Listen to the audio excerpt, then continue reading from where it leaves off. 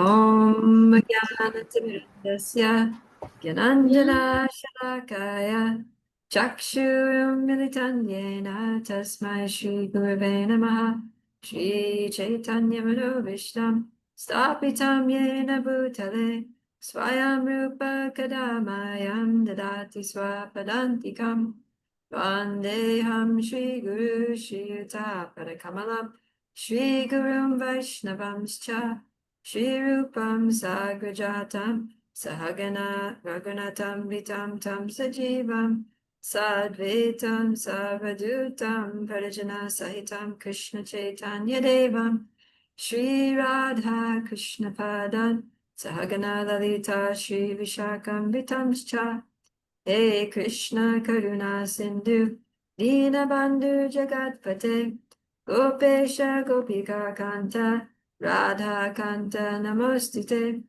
Tapta Kanchana Gaurangi Radhe Vrindavaneshwari Vrishabhanusute Devi Pranamami Hari Priye Vanchakalpa Tarubhyascha Kripa Sindhubhya Eva Cha Patitanam Pavanebhyo Vaishnavebhyo Namo Namaha Jai Shri Krishna Chaitanya Prabhu Nityananda Shri Advaita Gadadhara Shivasari Gaura Bhaktavinda Hare Krishna Krishna Krishna Hare Hare Hare Rama Rama Rama Hare Hare Srila Prabhupada Ki Jai. All right. Is this?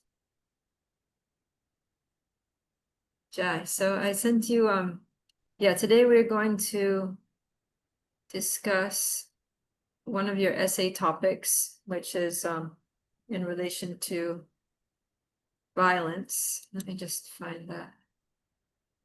Let's be this, yeah. Mataji, Yes? Mataji, yesterday I can't attend classes, so please tell me until where you take class from Bhagavad Gita. Which verse did I stop on? I don't know. Yes, where you stop. Does anyone remember? Yeah, Mataji, we have stopped on verse number 30. Oh yeah, that's right. We finished 30. So today we would start on 31. But today we're going to do a thematic class, so it's going to be a little bit different than we've been doing last couple days. So just a second, I'm going to share this question with you. I'm assuming you have it in your Bhakti Shastri student handbooks, but just in case you don't, I'll put it here in the chat. Okay, so you see this question, this is one of the essay questions, and it has 3 parts. Because, yeah, we're seeing that in the Bhagavad Gita, Krishna talks about how non-violence is a good quality for devotees. We should be non-violent. We should practice ahimsa, right? That's why we don't eat meat and we don't eat fish, and we try to not harm any animals. In Chaitanya Charitamrita, there's a nice story about how Narada Muni meets this hunter named Mrigari, who was killing the animals just half dead, right? And Narada Muni became very disturbed. He's like, why are you giving these animals so much suffering? Don't you know that in their next life, they're going to come back and they're going to kill you in the same way? At least you should put them out of their misery, at least kill them all the way. And then Mrigari, the hunter, starts thinking, wait, what? They're all going to come back and kill me? That's not good. I don't want that to happen. And he says, okay, well, then you need to stop hunting. Anyway, so we're supposed to not give harm. And then later, Magari, after practicing devotional service for some time, his heart became so soft and his compassion became so strong that he didn't want to even step on an ant. So this is the nature of devotee, that we don't want to cause harm to any living entity, not even an innocent little insect. And yet, Krishna is urging Arjuna to fight and kill all these people, some of whom are his dear relatives and superiors. So seems that what we're seeing here is that there's a time when violence is justified, right? There's a time for us to practice ahimsa, and there's a time for us to practice himsa. So when is that? We need to know, because we can't go around being violent and thinking that's okay when it's not. All right, so the first question is, when is violence justified? And Krishna Priya, Radha, did you share those reference verse numbers? Yes, Mataji. I've shared the lecture of reference to and the verses references. Okay, perfect. So I think what I'm going to do is I'm going to throw you all into breakout rooms. Maybe you can split. How many do we have here, participants? 37. So we can have maybe like 6 groups. Groups will be a little bit big, but that's okay. You can have 6 groups with 6 or 7. I mean, I won't be in a group. So 6 in each group. And then what you can do is research those quotes. So if you've already done that, then you got a head start. Otherwise, you just assign one reference, one verse number to each person in your group. Each group should have like a leader, like a spokesperson who's going to facilitate everything, okay? So you decide that amongst yourselves. And that facilitator makes sure everybody gets a verse number, or you can give 2 the same and they can both, everybody should have something to look up. And you read that, and then you come back with your ideas based specifically on that verse for when is violence justified. Okay, and then when we come back to the full session with everybody, then you're going to report back to me, and we're going to put all the ideas together and come out with a good conclusion, some guidelines for this. Okay, and then the next part of the question is, why did Krishna, who is all loving, incite Arjuna to war? So we'll discuss that next. Just in case, I think you can go in the breakout rooms for like 15 minutes. That'll give you a chance to research everything. You can discuss amongst yourselves. You can organize your ideas, put them into categories, make them into a nice list, and then you'll be ready to share them, decide who's going to speak. If you're still in the breakout rooms and you've finished the part A, you can already start working on part B. And I'll give you the verse numbers for that. What I'll do is, Krishna Priya, I'll WhatsApp them to you and you can send them. You have a group, right? Okay, Yes, so then you Mataji. can just forward those to the group, because once you get into breakout rooms, you won't be able to see this chat, I don't think. So then look at your WhatsApp to get the verse numbers for the second part. You can start working on that, and then we'll call you all back after 15 minutes and see what you got. Okay? Any questions about what you need to do? Maybe what you should do is copy this, when is the questions, and just keep them with you so that you have them. All right, so Krishna Priya, can you do that then? 6 breakout rooms for 15 minutes? Yes, sure, Mataji. Okay, cool. And if people join late, you can just you'll just have to like watch and just throw them in a room, and someone will have to fill them in on what's going on. Maybe actually, if I see it's 41 now, maybe you should make 7 rooms.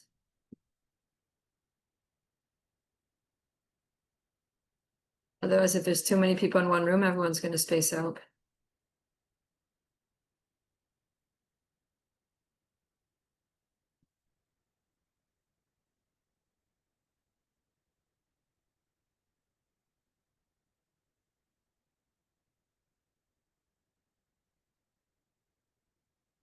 Happen to our Krishna Priya.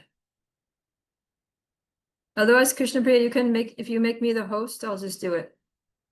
Yes, Mataji, I can make you the host. Okay, you've never done this before? Yeah, because I have never used the Zoom meeting that much before, but I'm Okay, so trying. just Yeah, make me the host, and then I'll sort it out. yeah. I was expecting you to be a pro.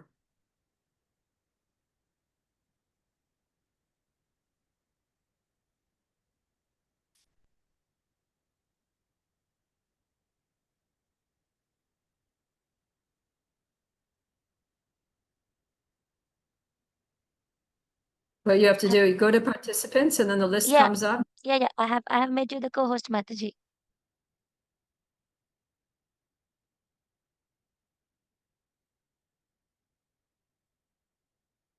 Are you able to see that?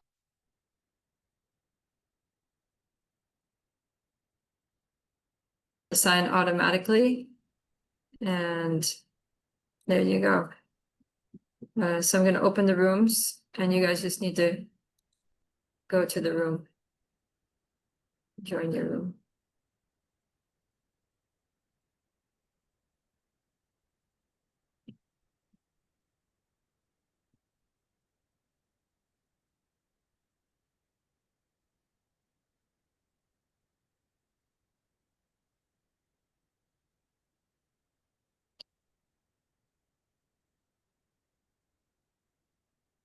Hare Krishna, everyone have to join the same group, or there will be different groups.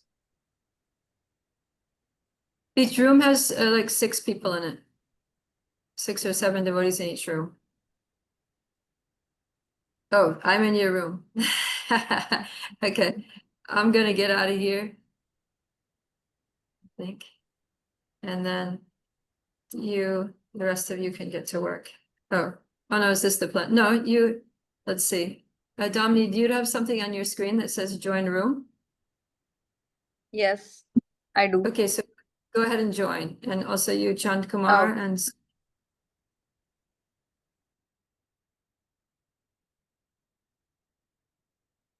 just click the join button.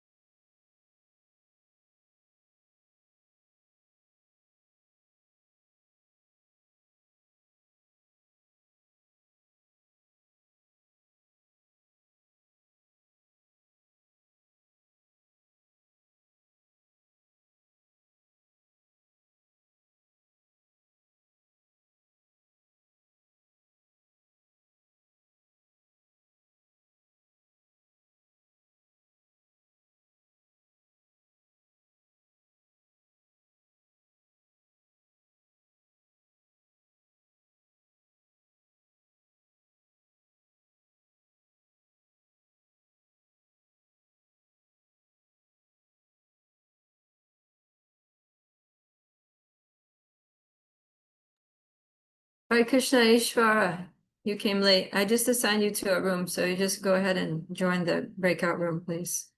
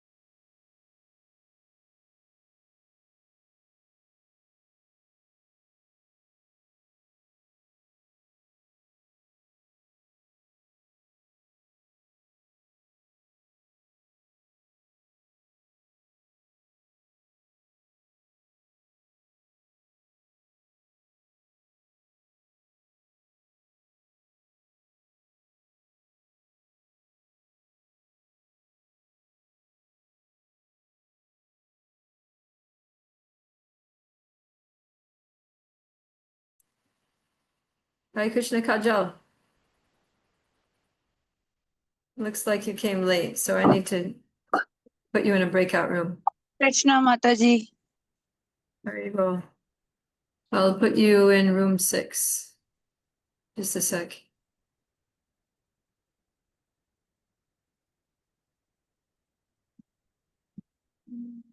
Okay, off you go then.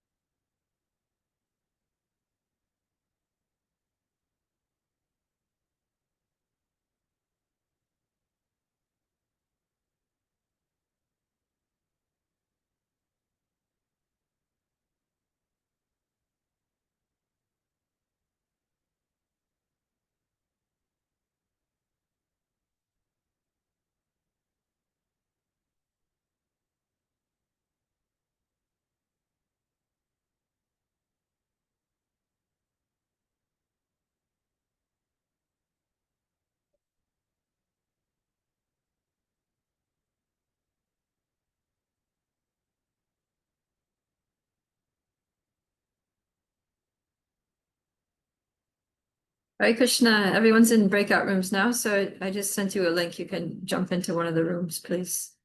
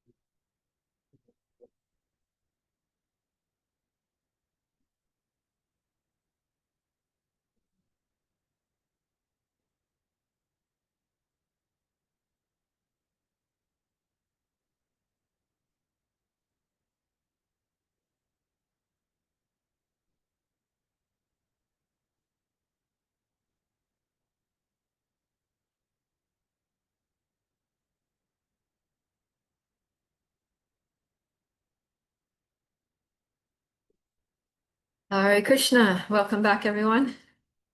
I hope you had a good time there doing your research together in the breakout rooms. So, maybe what I'll do here, let me see what I can do. I think there's a way that I can put up a whiteboard. Yeah. New whiteboard. Oh, look at that. Hare Krishna Mataji. Yes?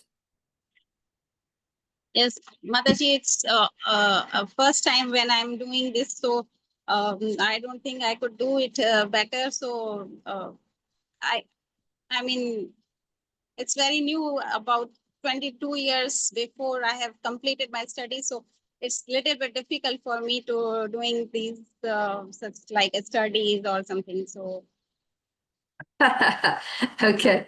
Well, most of the students are pretty young, so hopefully some of the yeah, younger ones could have helped. Why is this thing not working? It's being weird. It's putting boxes up. Maybe this is not going to work. Okay, forget this thing. We'll just we'll just hear what you had to say. Okay, so when is violence justified? And why don't you, when you give your reason, tell us which verse you got it from. So someone from breakout room 1, if you remember your breakout room number, who is the Hare spokesperson Krishna. for that group? Yes. Hare Krishna. So the question was when a violence is not justified, when a violence is justified. So from Yes. 2.30, I found the answer of that we are souls and immortal and body is temporary. It has to die anyway. And the second question, it was saying that why Krishna, who is all loving, incite Arjuna to war. What I found in Wait, the we're not, verse of let's just take it one at a time. So first we're just addressing part A. This is when is violence justified? We'll get to the all loving part after this. Okay? okay, All right. So that violence was is justified. I found that violence is not encouraged, but at the time of war, it is also not discouraged because Arjuna's duty was to fight. And it has to be done because when one party is envious to kill the other party, so the violence should not be discouraged at a time of war because what is duty to fight. I found that. okay. Good. Anything else from from text 30 that someone found to justify violence?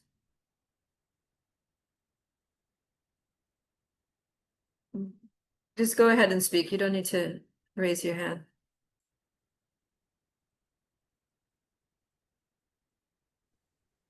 In text number 2.21, Okay, go ahead then. in the purport, it is saying violence also has its utility. So when the violence or act of fighting is for Krishna, it can be justified. Or when we do violence for some beneficial, it can be justified. Like when the Okay, doctor, and like when yeah, go ahead. doctor or operation.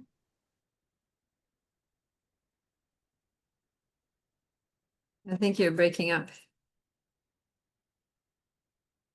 Yeah, so the example is given there that like a surgeon performs an operation, he uses a knife and he literally like stabs the person, right? He uses a knife to cut the person, but it's for curing, right? Like removing a cancerous tumor or something from the body. And he uses that to save the life. So it looks like violence, but he's actually saving the life of the patient. So in that kind of, so in a social situation, you have somebody that's causing a lot of disruption to the whole society, and you kill that person, then that, enables people, innocent people, to live peacefully in society. Okay, something else. Oh, was that group 2? Group 2 then. Tell us something. And don't say the same thing twice. Now you have to say that something new. Hare Krishna Mataji. Mataji, if we are doing violence and out of duty, like he is a Kshatriya, so his duty is to fight for dharma. Or in verse 28 is written that at the same time, violence and war are inevitable factors in human society for keeping law and order. If we are doing for law, it written in scripture, so it is justified. And in verse number 30, it is written that soul is immortal, so soul is never be killed. So if we are fighting out of any reason, like any reason which means about law, in due to law written in law, like scripture's law or in religion, so it is acceptable because soul can never be killed, soul is immortal and body is temporary. Okay, so And in yeah, chapter 1 go is ahead. also it's also written that 6 kind of aggressor can be killed, so they are also aggressors. So if they are killing, so it's not a sinful reaction or it's not violence. Okay, so that's justified and it was necessary for keeping law and order. Hmm. Okay, very good. Something else? What about group 3 or group 4?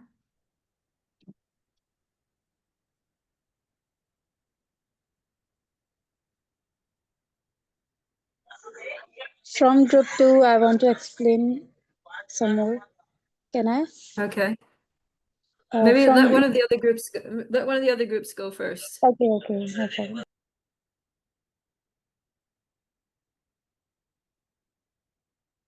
Group 3?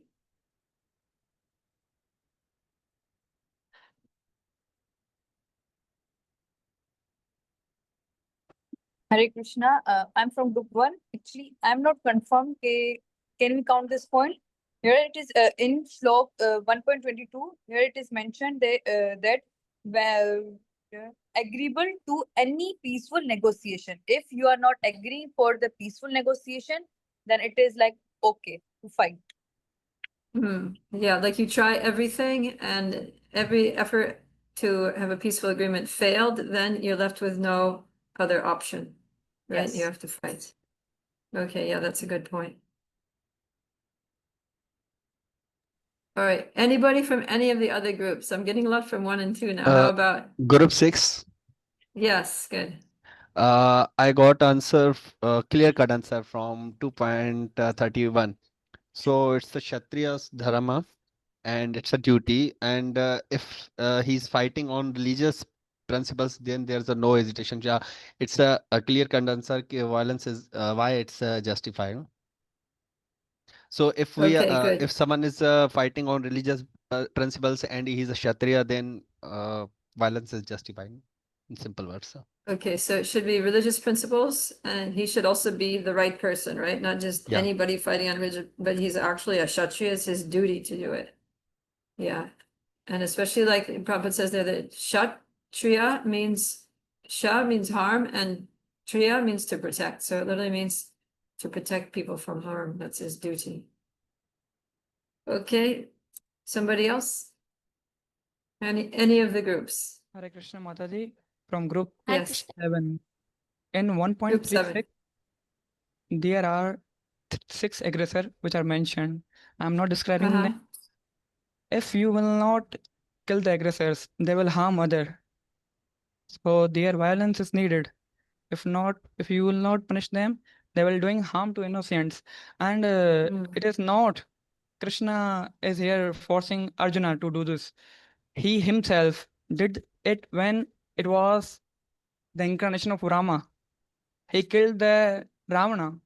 Do not forgive him. Being a Bhagwan, he didn't forgive him.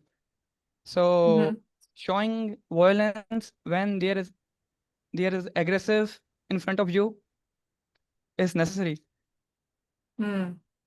Okay, good. Thank you. Anything else from any of the groups? Yes, Mataji, in text number 21, violence also has its utility, and how to apply violence rests with a person in knowledge. It means that if a justice is that murder should be punished by till the hang. So it's like I cannot right. It's the justice for peace. It cannot be blamed. So it is Yeah. okay. And that's actually beneficial even for the murderer, right? If the king punishes a murderer with death, then Prabhupada says that frees the murderer from the sinful reaction. And it also shows the rest of society that the law must be followed. You can't just kill people and think that's okay, right? So it's teaching everyone else that if you kill people, this is going to happen to you. But also it's mercy to that person because he gets freed from the sinful reaction of murder by getting killed. So Prabhupada gives that. Any other new points? Hare Krishna Mataji. Yes. So I got some points from verse number 1.22 and sorry, 2.30, and that it is mentioned that Okay. when it is the actual need of a war. So when is the actual need of a war, and when it is not a whimsical, like it should not come in our mind that I want to fight. When it is whimsical, and when there is actual need of a war, so violence is justified, and when it is sanctioned by the Lord. But if we see from the verse 1.22, it is also mentioned that war is when it is unwanted, but it is like inevitable. So that time Right. also violence is justified. And when there is a obstinacy by the aggressor, like one is forced because of the obstinacy of the aggressor, so that time also violence is justified. Yeah, I think that was the lecture quote, right? That was where Duryodhana said that I won't give you even a small piece of Piece land. of land, Right? yeah. Yes. Okay. All right. I think we actually got all the points. Hare Krishna So let me. Mataji. Oh, there's something else. Go ahead. Just at that time, the dharma of Kshatriya is to fight, and fight for right is okay. So violence is justified. Okay. Yeah. If someone is a soldier and they're on the battlefield and the general is saying fight, then you have to fight on the order of the authority, right? And then hopefully the authority is right. Okay, so let me just Mataji. share. Yes. Krishna Mataji. Mataji, Here it is violence is also not justified when it is for personal gain, but violence is justifies when for dharma, righteousness, to protect truth and justice, and injustice had gone too far. If evil people like Drona and then were not Dronadhana were not stopped, society would suffer. That's why war was justified, violence was justified. Yes. Okay, so let's just hold on there. I think we got a lot of points. I'm going to share. So I compiled these and so I kind of broke them into, oh, why is it doing that? Then hold on. It's doing weird. Just change the view. Okay. So one is about, so there's three different, I came up with three different, not three, three different categories here to group these points into. So violence is justified when it's beneficial. So we see that, violence has its utility in the administration of justice. So when there's justice that needs to be maintained, then violence may be required. And then he gives the example of the murderer. He also gives the example of the surgical operation that cures the patient. So that's beneficial. Establishing peace in society, keeping law and order, curing the social ills, and sometimes violence is a necessary factor. Okay, then another category of reasons is when it's according to religious principles. So when there are aggressors who are, committing sins or crimes against humanity, then they need to be, violence may be necessary. Religious principle, when it's your religious duty, if you're a Kshatriya, and everyone is benefited by the performance of duty. So both the killer and the killed go to heaven. I'm gonna hear that. And then Krishna says that if Arjuna neglects his duty, neglects his religious duty, then he's actually going to be degraded and get a sinful reaction, not otherwise. And then the ultimate religion is what's sanctioned by the Lord himself. And then the third category is when it's unavoidable. So we saw that Arjuna was basically forced because of Duryodhana's obstinacy. Duryodhana wouldn't give them even a needle point of land. Krishna went there, they tried so many ways to make peace, and Duryodhana refused all of them. So when all these three things are there, when it's beneficial, when it's according to religious principles, and when it's unavoidable, and then violence is justified. So these are some of the reasons. I'll share this document with you. Okay.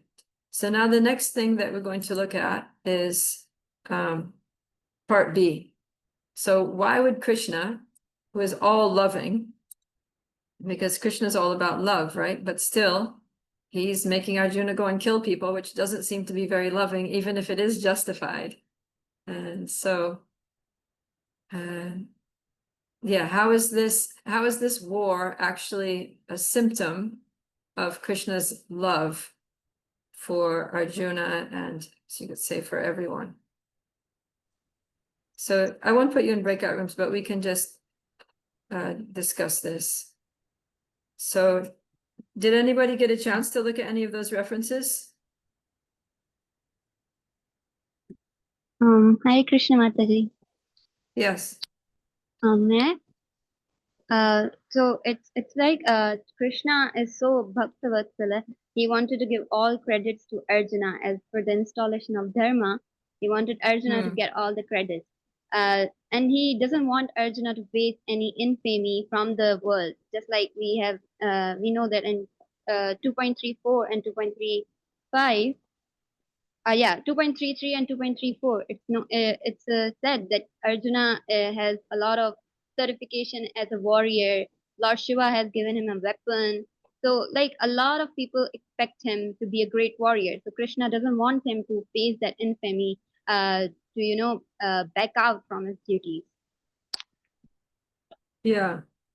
Good. Yeah. So Krishna wants Arjuna to get the glory, basically, right? To get the credit, to be able to be the hero, because he loves Arjuna and he wants to see him well situated and he wants to see him glorified. That's a symptom of love, actually. I was hearing a lecture on Prabhupada's appearance day recently that Prabhupada said, love means that you want the person that you love, you want their name, fame, and glories to be spread all over the world. All right. So if we love Krishna, that means we want to spread the holy name, teach people about Krishna, distribute books about Krishna. If we love our guru, we want to, share his books and speak about his glories. So because Krishna loves Arjuna, he wants him to be glorified. Yeah. Okay, good point. Anything else? Is something else?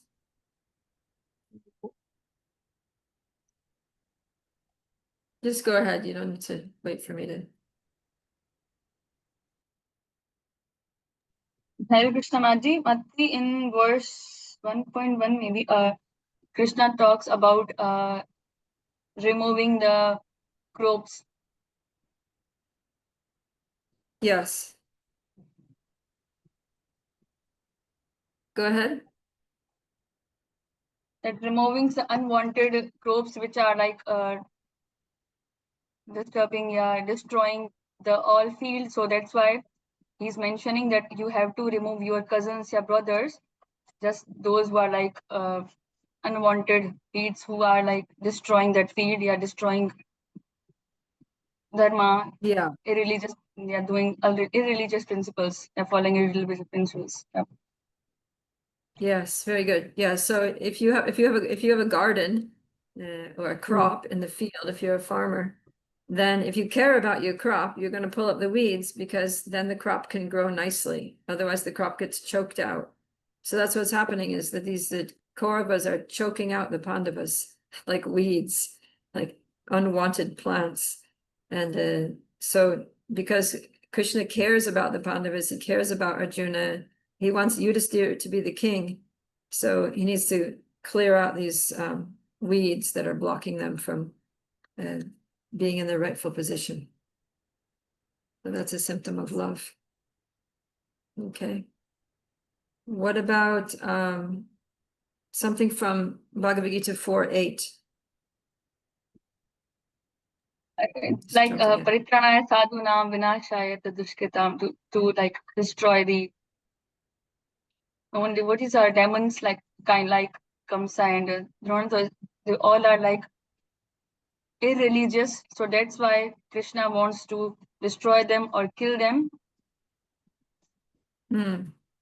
Yeah, so this is Krishna's mission, right? Prabhupada says Krishna doesn't have to come to kill the demons. He could do that just by some, earthquake or flood or something like that. But he comes mainly to deliver his devotees, to protect his devotees, to glorify his devotees. So that's why he's, excuse me. That's why he wants this war to be fought, because he wants the devotees to be delivered from, right now the Pandavas are being mistreated, and he wants them to be delivered from their hardships. Okay, how about 929?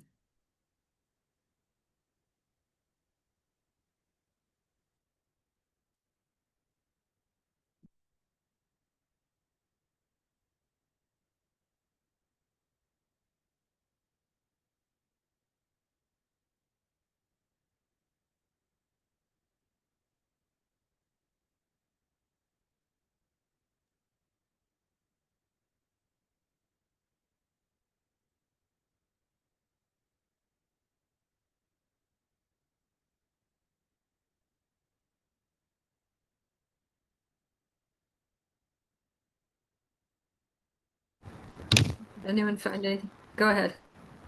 समोहं सर्वभूतेषु न मे द्वेष सति न प्रिय ये भजन्ति तु मां भक्त्या मयि ते तेषु चपि अहम्.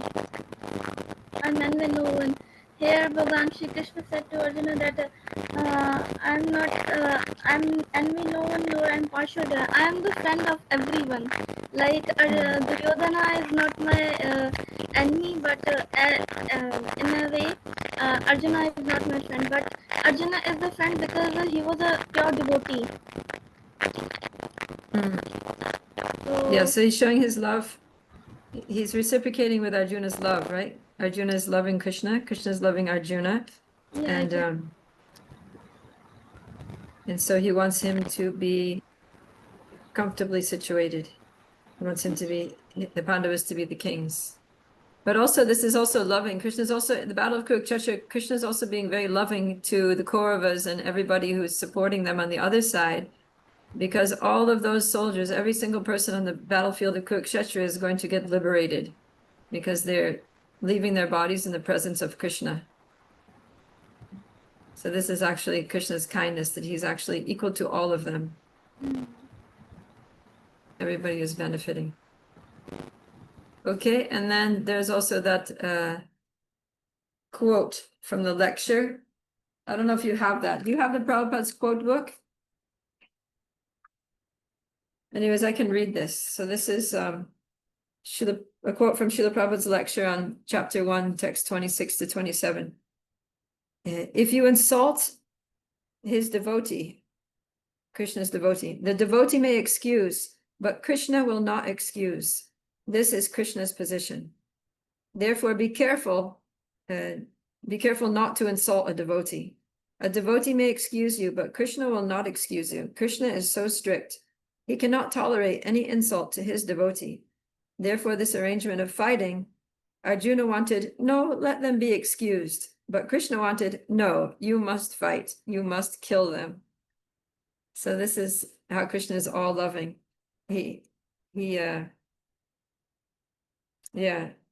Although Krishna is all loving, he incited Arjuna to fight because Krishna loves Arjuna so much that he doesn't want to, he can't just stand there and allow his devotee to be insulted and offended and mistreated.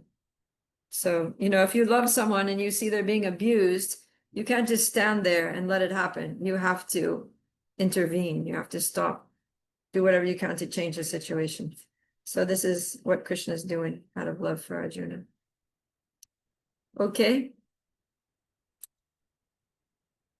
Good. So let's go on to the last part of the question, which is in relation to terrorism. This is very relevant for us in this modern age because, this tends to be terrorism. There's a lot of terrorism around the globe from time to time. And often it's in the name of religion, right? They'll try to justify their acts of terrorism by saying that it's authorized in their religion, in their scripture, or some religious leader has incited them to do this act of terrorism. So what we're saying here, we were just saying that violence is justified when it's according to religious principles, right? So then does that mean that acts of terrorism that are authorized by their religious principles or their religious scriptures, does that mean that that's also justified? So we're going to look at that. I'm going to pull another thing up here to show you. Let's see. I think I'll just go through this quickly in interest of time. Yeah, let's just do this quickly. So share my screen. All right. So here, I made this into categories.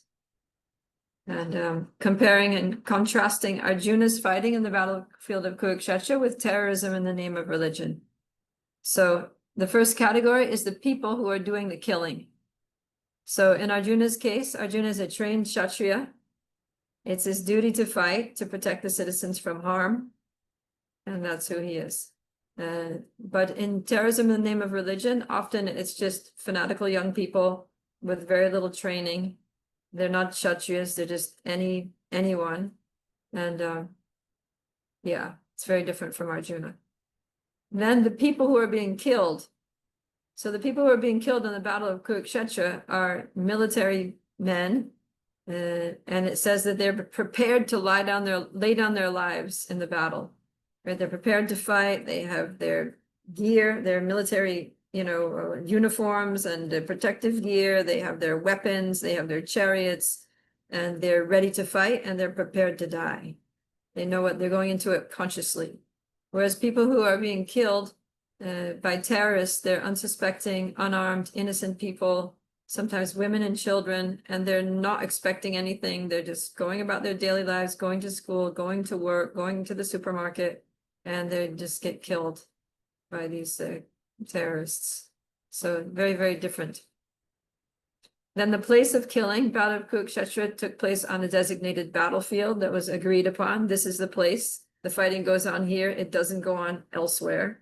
Right? It's confined to a designated space. And in terrorism, it's anywhere and everywhere, basically. Buses, trains, festivals, churches, schools, anywhere they can just find people and kill people. And then another category is the authority. So who is giving Arjuna the authority to kill? One is the direct order of Krishna, right? The Lord is actually telling him, you need to fight. Another is laws of inheritance regarding the kingdom. So Yudhisthira was the eldest of all of the boys in the family. So he was the rightful heir to the throne. And then also we were looking at those laws regarding aggressors, that an aggressor must be killed. And that's actually a law from like Manu Samhita or something. And the Kauravas had committed all of those acts of aggression, all 6 of them.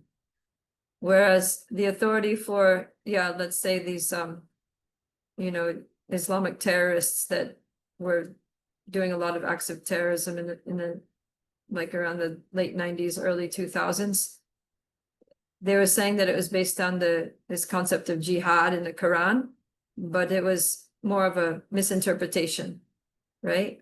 Maybe Quran was talking about something like that, destroying darkness and establishing the light, like that, removing evil and establishing good, God-believing people. But it doesn't necessarily mean killing them. Right. So their interpretation is that the way to get rid of evil in the world, the way to get rid of darkness and materialism is just to kill all the people that, take part in that, or destroy the societies that are based on that. But of course, the actual intention is to kill the demoniac mentality, right? By preaching, by convincing people, by getting people to, chant the holy names and change the heart. Okay. Then attempts to avoid it.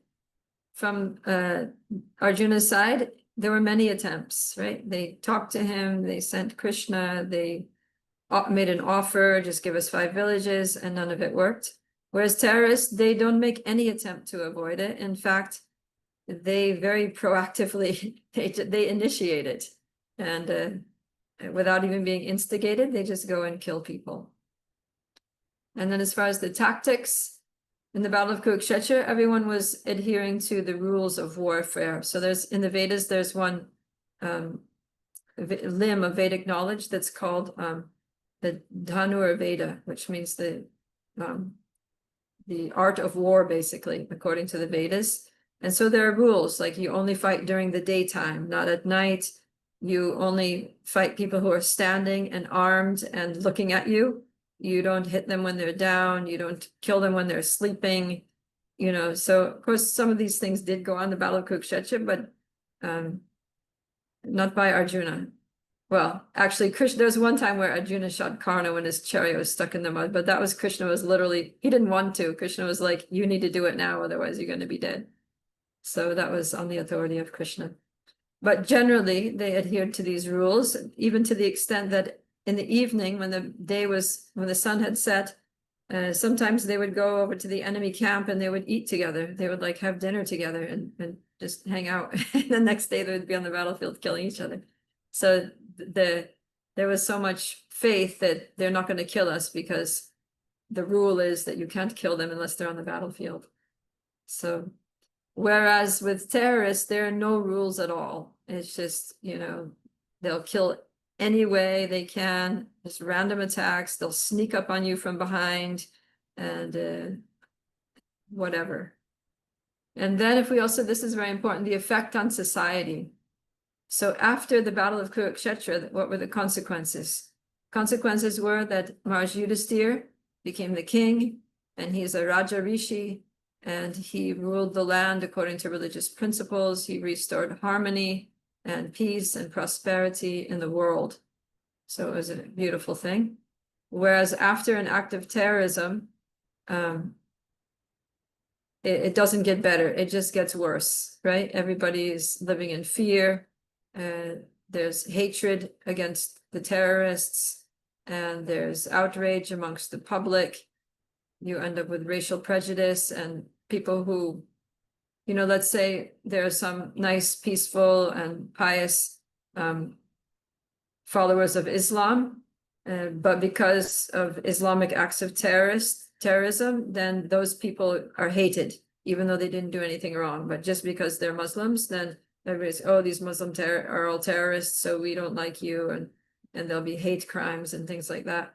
So even for their own people of their own faith, it brings about bad consequences. What to speak of other people who are just living in fear of the next terrorist attack.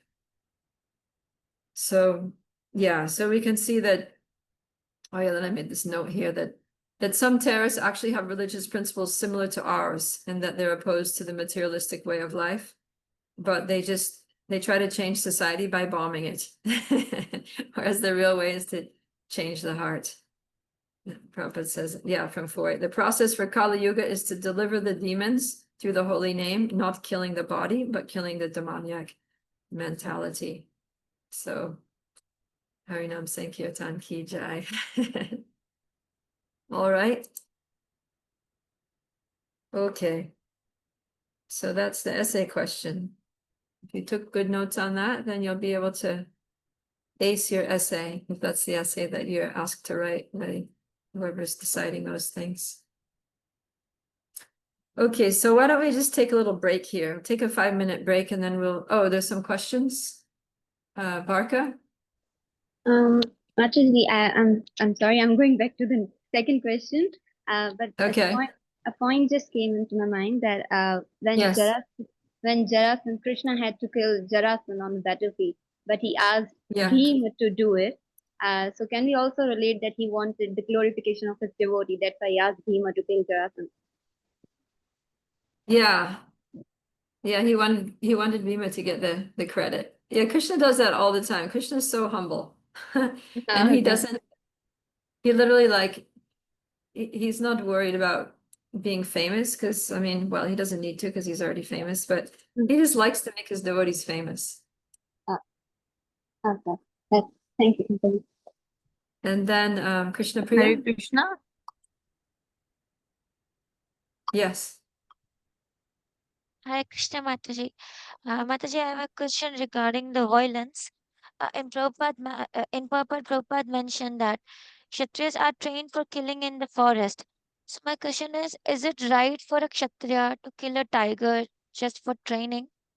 Like even when the tiger is not directly harming anyone or is not like just using for them as a training, as a like in medical, to dissect the frog we consider it as a violence.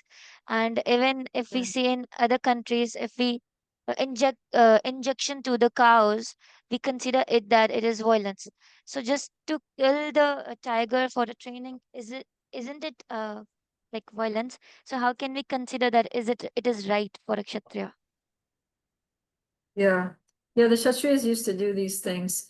I mean, the way they would justify it is that these, animals like tigers are, they're aggressive animals, they're carnivorous animals. And in those days, and different from now, in those days, people used to live in villages and they would just live in huts and things like that. So, sometimes a tiger would come into the village and just attack people and, it'd kill a child or something like that. So the way I heard this explained is that the tigers that they would hunt were the tigers that would be near the villages, and they were posing a threat to the people of the village. They wouldn't go into the deep, deep jungle, just for the sake of sport, but they would also do it as a way of protecting people from harm. Thank you, Mataji. Okay, all right, so let's just take a little 5-minute break and then we'll come back and we'll start the next section of reading.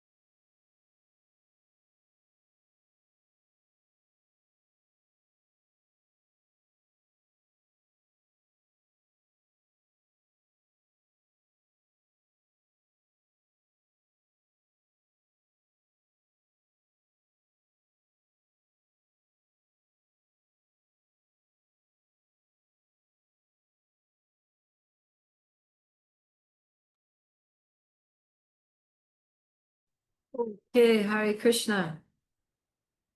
Let's all come back. All right. So let's pick up where we left off. You all read 231 already, so let's just go to chapter 2, text 32. And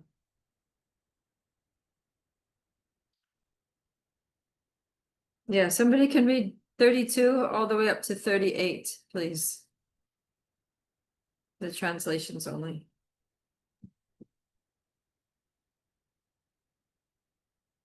Can I, Mataji? Yes, go ahead. Text 32. O Partha, happy are the sorry. Your voice is a little soft. See if you can put the microphone closer or something. That's fine now, Mataji. Now am I audible? Yeah, Hare just keep Krishna. it close. Yeah. Hare Krishna. Okay. So text 31, considering your specific duty as a Kshatriya, you should know that there is no better engagement for you than fighting on religious principle, and so there is no need for hesitation. Text 32, O Partha, happy are the Kshatriyas to whom such fighting opportunities come unsought, opening for them the doors of the heavenly planets. If, however, you do not perform your religious duty of fighting, then you will certainly incur sins for neglecting your duties and thus lose your reputation as a fighter. People will always speak of your infamy, and for a respectable person, dishonor is worse than death. The great generals who have generally esteemed your name and fame will think that you have left the battlefield out of fear only, and thus they will consider you insignificant. Your enemies will describe you in many unkind words and scorn your ability. What could be more painful for you? O son of Kunti, either you will be killed on the battlefield and attain the heavenly planets, or you will conquer and enjoy the earthly kingdom. Therefore, get up with determination and fight. Do thou fight for the sake of fighting, without considering happiness or distress, loss or gain, victory or defeat, and by so doing, you shall never incur sin. Okay, thank you very much. Yeah, so here Krishna is being very convincing. You see, he's being very persuasive here. And he's saying that if you do fight, this is the best engagement for you. Don't try to give it up. After all, you're a Kshatriya, you have this passionate nature. And if you try to run away from your duty and just go try to live like a rishi in the forest, it's not going to work for you. It's not who you are. So this is who you are, this is what you do, and this is your religious duty and the best thing for you. And you're going to be happy. Right. So this when we were looking at, actually, let me show you this. I have all these charts today. Show you this. So Arjuna had his 5 different reasons for not fighting, remember? So the first one was compassion. That how can I kill my friends and family, especially Bhishma and Drona? So in yesterday's class, we had all those verses about the soul, right? The soul is eternal, and you can't kill the soul, not by any weapon, not by water. It can't be dried, can't be burned. It's unborn, eternal, ever-existing, primeval. It is not slain when the body is slain. All those verses. So with knowledge, with Gyan, he was saying that, yeah, your compassion is misplaced because you're just trying to save the dress of a drowning man. You can't actually kill them. So through that knowledge of the soul, he counteracted Arjuna's compassion argument. Okay, then the next argument was that was in relation to his own happiness. That how am I going to enjoy myself in this kingdom, even if I win, if I have to kill all my family members to do it, to achieve that? So now here we just read in text, is it 32? Oh, this should be 32. I guess 31 is within 32. Okay, so in text 32, he says, no, Arjuna, Kshatriyas are happy to have these kinds of fighting opportunities because if you win, you're going to enjoy the kingdom. And even if you die, you're going to go to heaven. So this is the kind of things that Kshatriyas really look forward to. having this opportunity to die on the battlefield, to die a hero's death, to get liberated from the cycle of birth and death by giving their life in the performance of their religious duty. This is happiness for a Kshatriya, right? If you're a Brahmin or a Shudra, you can't relate to this, but for Kshatriyas, this is like, woohoo, you know, like we're going to die and go to heaven, or we are going to win and be victorious and rule the kingdom. Either way, the future is bright for us. We're going to be happy one way or the other. So, and then he says in the next verse, text 33, that if you don't perform your religious duty of fighting, then what's going to happen? Then you're going to incur sins, and then you're going to suffer. The reactions to those sins is going to be suffering. So you're going to be happy fighting, and you're going to be very unhappy if you don't fight. So he's defeating this argument about no enjoyment. Then also, yeah, related to that is this argument about sinful reactions, that killing is a sinful act, and especially killing family members, and especially killing superiors, like your own grandfather, your own teacher, your guru. Like that is the most sinful thing you could do, is like kill your guru, kill your elders. And Krishna is saying no, that, and we're going to get to that. Let's see, we read up to 38. Yeah, he says, do thou fight for the sake of fighting, because by doing so, you shall never incur sin. And then he's going to elaborate on that on the next several verses. There's many verses where he's going to say, if you just fight, you're going to get free from all sin. You're going to get free from bondage. You're going to, you know, all these things. So whereas Arjuna is thinking that fighting is sinful, Arjuna is saying, Krishna is saying, no, actually, not fighting is sinful. So, and by fighting, you get free from all your sins. So it's just the opposite. See, Krishna's perspective is just the opposite. And then, let's see. Oh yeah, text 41 we'll get to soon. So this, we'll talk about that when we get to it. But so far we have these here. Okay, let's see. I'll stop sharing this. What other points we have here? So this fighting without considering happiness or defeat, without trying to get any material gain, this is called Nishkam Karma Yoga. So Karma Yoga means doing your religious duty for the pleasure of the Lord.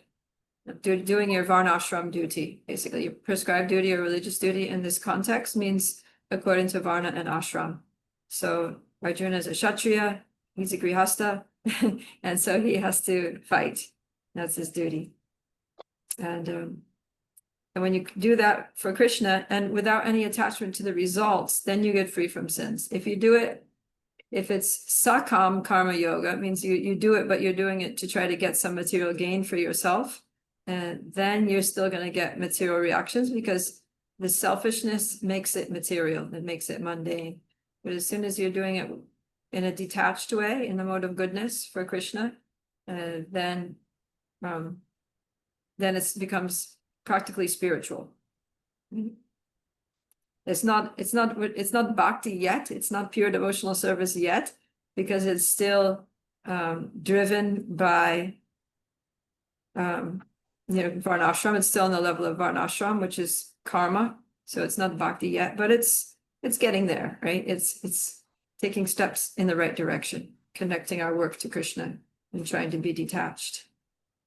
It's enough to get us liberated from the material world. It may not be enough to get us to Goloka Vrindavan, but it's enough to get us out of the cycle of birth and death. Shobha? Mataji, I have a question. Yeah. In 2.31 purport, there is written a word, Swadharmas. Swadharma and Varnasrama Dharma. Can you please explain those two terms? Explain the two dharmas. Yeah. So one dharma is Varnashram Dharma, and the other one is Sanatan Dharma. So yeah, Swa means one's own, and then Dharma means basically your nature. You know, the dharma, Prabhupada would say that your dharma means that essential quality that can't be taken away. No matter what you do, that doesn't change. So like the dharma of sugar is to be sweet. The dharma of chili is to be spicy, right? Whatever you do, sugar is always going to be sweet and chili is going to be spicy. So what's the dharma of the human being is to serve. So wherever you put a human being, they're always going to be serving someone. Either they're serving their parents or their children or their boss or their guru or their dog or whatever, you know. Even if somebody has no one else to serve, the husband, the wife, they'll be serving someone. So this is the nature. So then we can either serve in the context of varnashram. So then in varnashram, our nature is determined by the modes of nature that influence us. So according to the modes, we'll be situated either as a Brahmin, Kshatriya, Vaishya, or Shudra. And then the ashram is generally determined by our age, right? Up until 25 years, it's brahmachari ashram or student life. And then 25 to 50 is grihastha, family life. And then 50 to 75, roughly that. Prabhupada breaks it up like this, is vanaprastha, you're developing detachment. And then for men over, you know, in old age is sannyas, specifically for those who are brahmanically inclined, not for everyone. Sannyas is rare. But yeah, so then according to how you're situated in varna and ashram, then you need to serve. You have your duties for how to serve in those ashrams, and you need to do the service accordingly. Okay, so that's varnashram dharma. And then the other type of swadharma is on the liberated stage. So when we're no longer influenced by the modes of nature, then we can transcend varna and ashram. And the swadharma, the actual swadharma of all living beings, is to perform devotional service. Just full-on devotional service, you know, according to the guidance of Guru Sahib. And that's called Sanatan Dharma. So Sanatan means eternal. That's the eternal religion or the eternal occupation, the eternal essential nature or eternal constitutional position of all living beings. So yeah, those are the two dharmas, okay? Varnashram Dharma and Sanatan Dharma.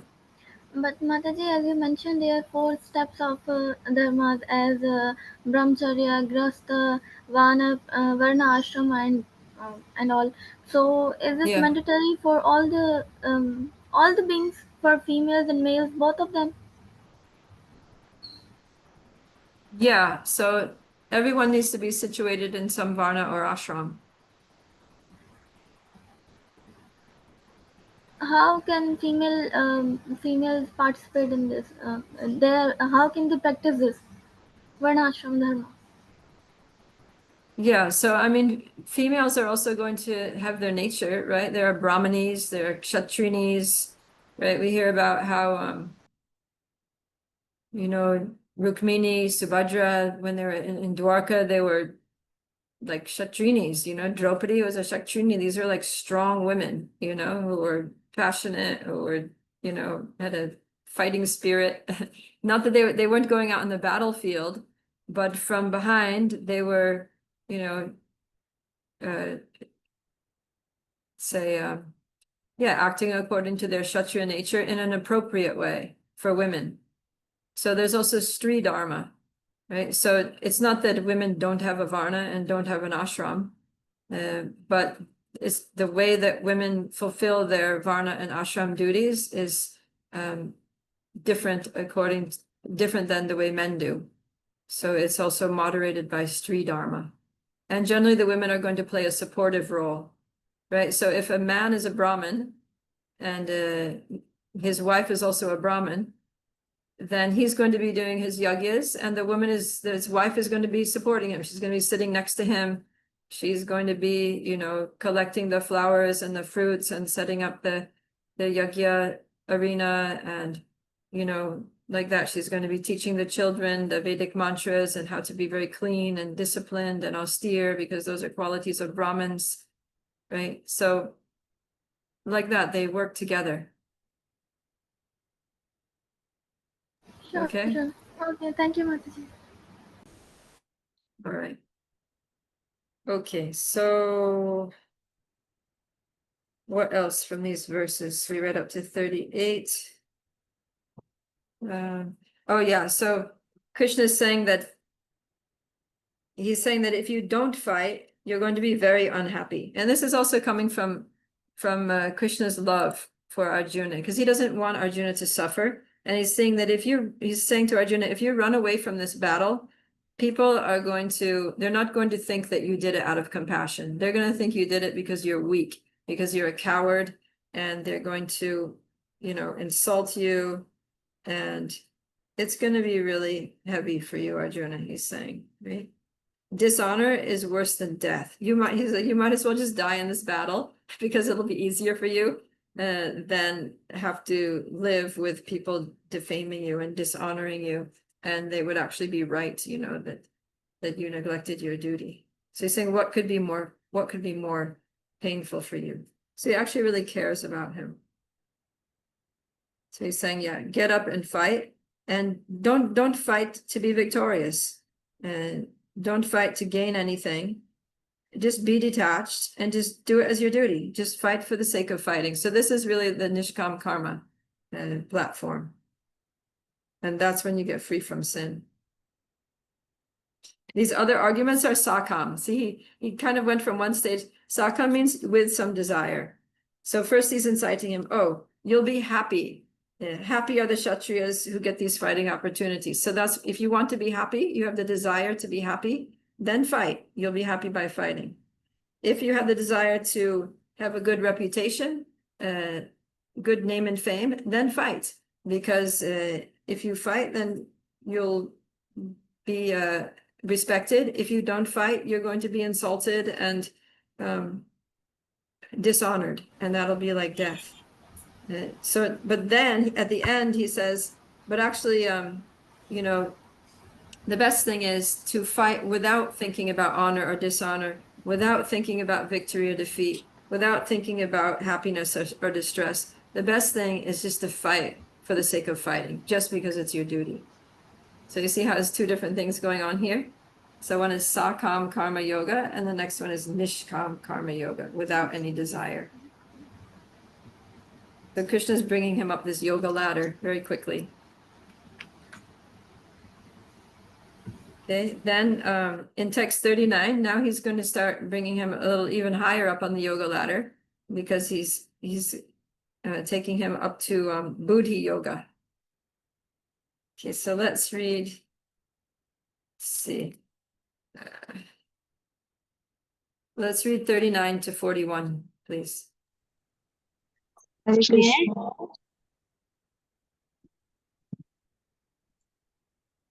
Thus far, I have described this knowledge to you through analytical study. Now listen as I explain in terms of working without fruitive results. O son of Pratha, when you act in such knowledge, you can free yourself from the bondage of work.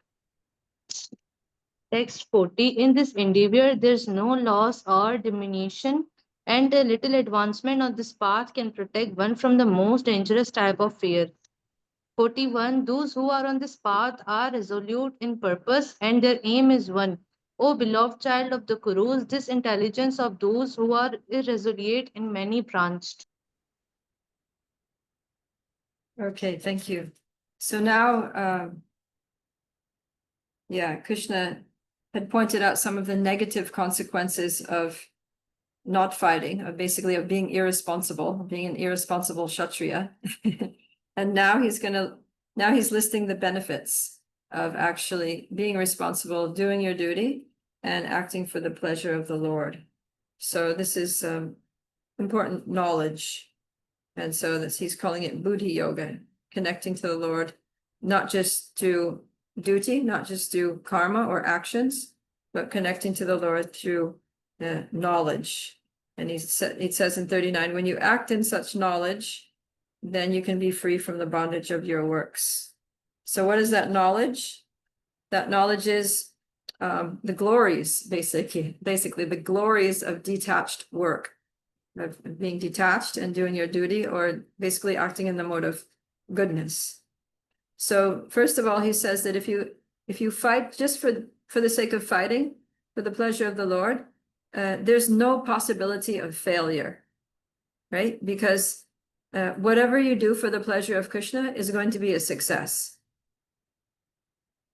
Because the success doesn't depend on the result, it depends on the effort. So if Arjuna fights in this battle, even if he loses, it's going to be a success because he did his duty for Krishna. And if he wins, it's also going to be a success. But as long as he does it, and he does it with the right attitude that, okay, I'm just a servant here, I'm performing my duty for the pleasure of the Lord, then it's going to be successful no matter what. And that's the same thing for us, right? If you're doing a project, let's say you're starting a new project with the inspiration and encouragement of your mentor or guru or temple authorities, and you're working on this project, you're working very hard, you're praying and trying your best and taking shelter of devotees and getting advice from seniors and, doing good sadhana and trying to get empowered, and it fails, right? Something happens, it's just like, it doesn't work out. Still, it's 100% success for you in your spiritual life, because Krishna says in this endeavor, there is no loss or diminution. He doesn't say in your success. He says in the endeavor. Endeavor means you tried. Just as soon as you make an effort, it's a success. Like when you go out in the street to distribute books, you're approaching everybody, you're praying to Krishna, you're trying your best, you're, showing people the books. Even if nobody takes a book, it's still a success. It was still a great day because you did the service, you got purification, you got Krishna's attention. Krishna gave you so much mercy. And you passed the test. Krishna was probably testing you that, let's see if they're doing it just for the results. Let's just see if they're doing it just so they can be famous as a big book distributor and get, the devotees respect and the Mahaprasadam when they get back or whatever, or let's see if they're still going to do it, even if they don't get any results, even if they're going to come back and everybody's going to be like, oh, what's wrong with you? Why didn't you distribute any books? Still, they're going to do the service because they're not doing it for themselves. They're doing it for me. That's what Krishna wants to see. So, yeah. So the first thing is that there's no possibility of failure. And the next thing is that, even at the end of this life, there's no loss. So that's very different from material things, because materially we may try to get so many achievements, but at the end of the life, they're all taken away, right? You spend many years in education, you get yourself a master's degree, you get a PhD, and then if you have to take birth again, you start again trying to learn ABC, 1, 2, 3. Where is your PhD now? It's gone. And you work very hard, you get a good job, you get promoted, you earn a lot of money, and then at the end of life, you leave and you have to leave your bank balance and your nice car and your big 5-story building. You have to leave them all behind. And then you're born again with nothing, not even a shirt on your back, right? So materially, we lose everything, but spiritually, whatever little service that we do, it stays forever in our spiritual bank account. And, if you did service and you got yourself up to, you had some faith, you associated with devotees, you did service, you started anartana vritti, you're like working yourself up the bhakti, making progress. And then let's say you're in the middle of anartana vritti and you leave your body. So you still have some anarthas, you have to come back to purify those anarthas. So you take birth again. But as soon as you'll be attracted to devotees and you'll be really enthusiastic about doing bhakti. And then you'll see how you'll very quickly make spiritual progress up to wherever it was that you left off. So whatever spiritual advancement you make in this life, you'll just pick up right where you left off in the next life. Like that.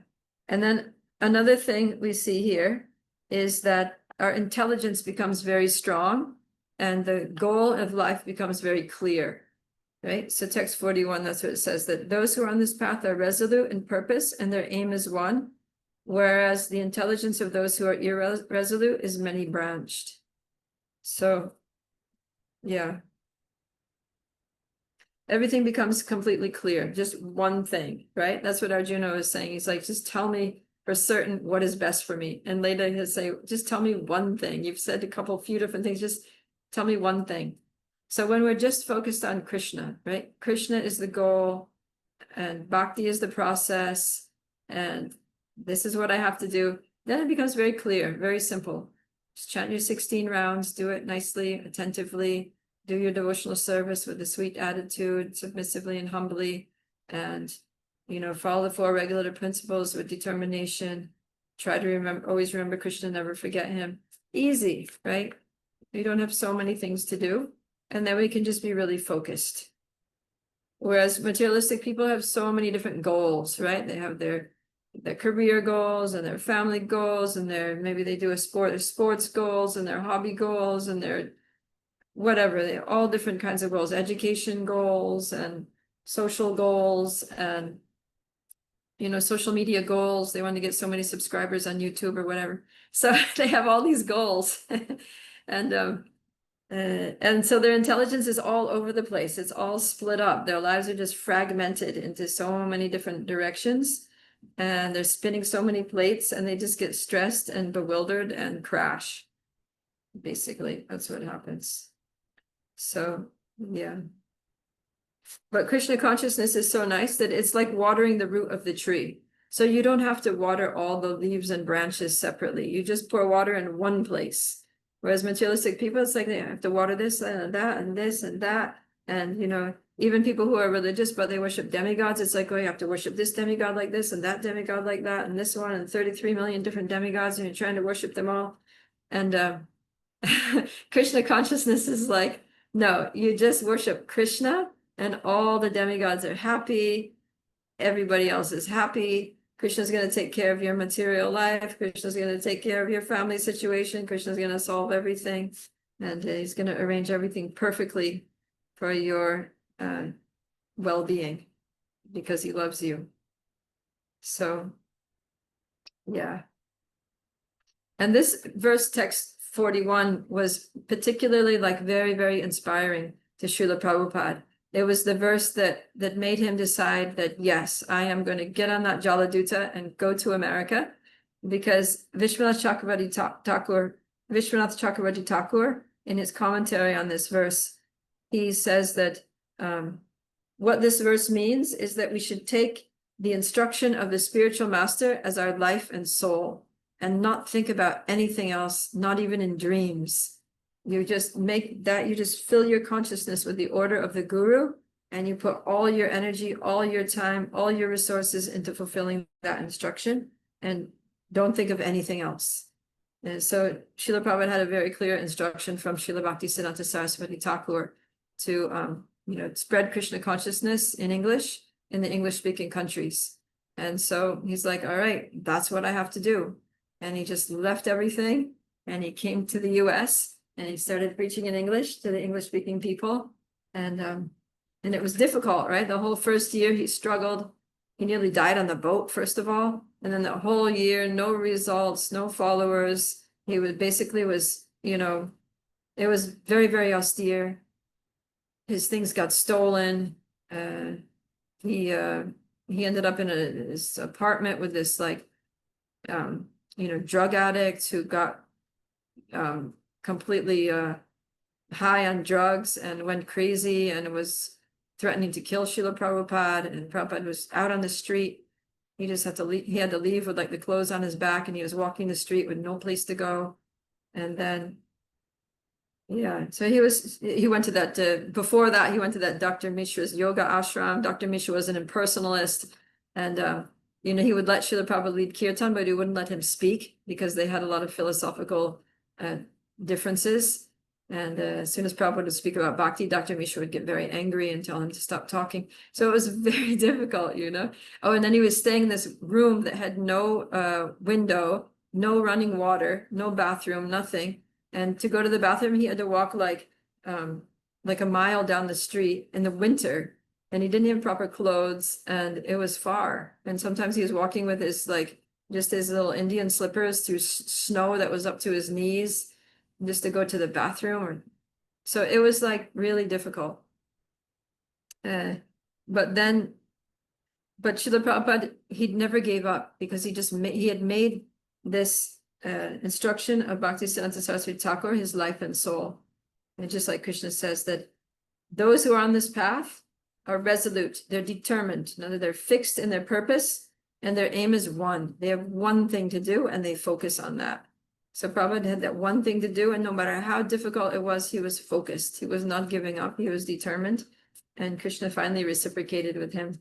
And he conquered the whole world in a very short time.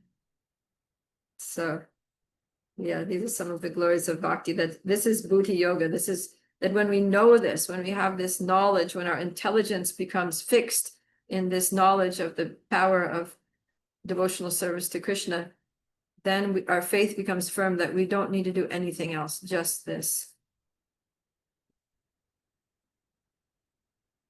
Okay, so let's go to the next section. Let's read, yeah.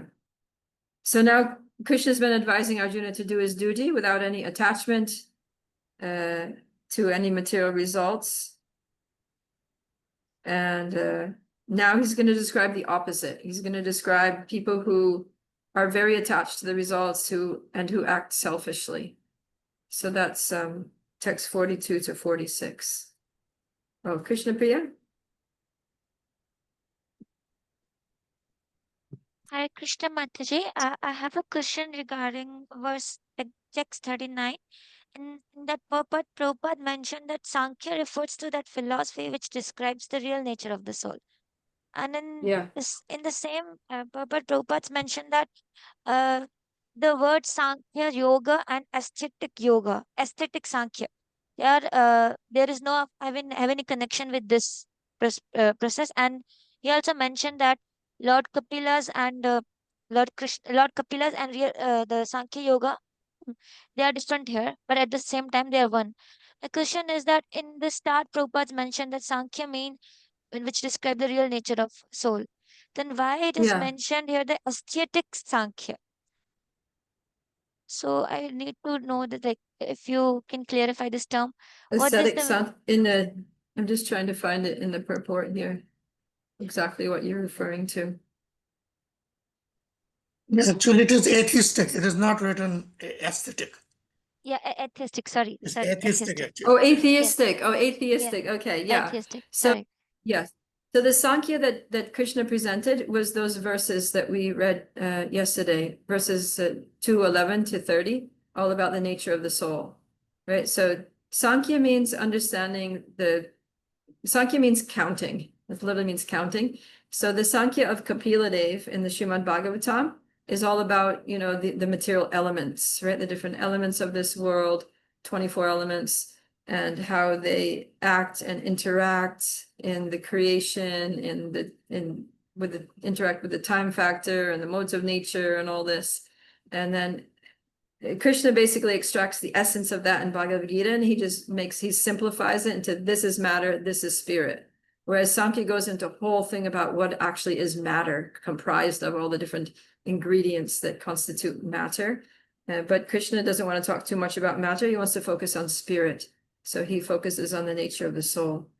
But there's atheistic Sankhya. Apparently there's this atheistic person who calls himself Kapila, and he tries to, pose himself as being the Kapila Dev, but he's an atheist. So Prabhupada, whenever he talks about Kapila, he generally warns us that there's this other Kapila who's an atheist, and don't be confused thinking that he's the real Kapila. He's a bogus Kapila, and we should follow the real Kapila Dev, who is, the son of Devahuti and who's there in the Srimad Bhagavatam.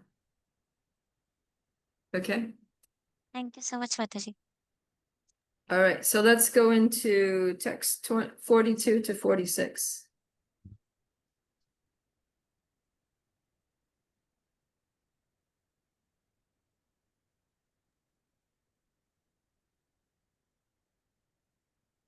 Yes, Rani?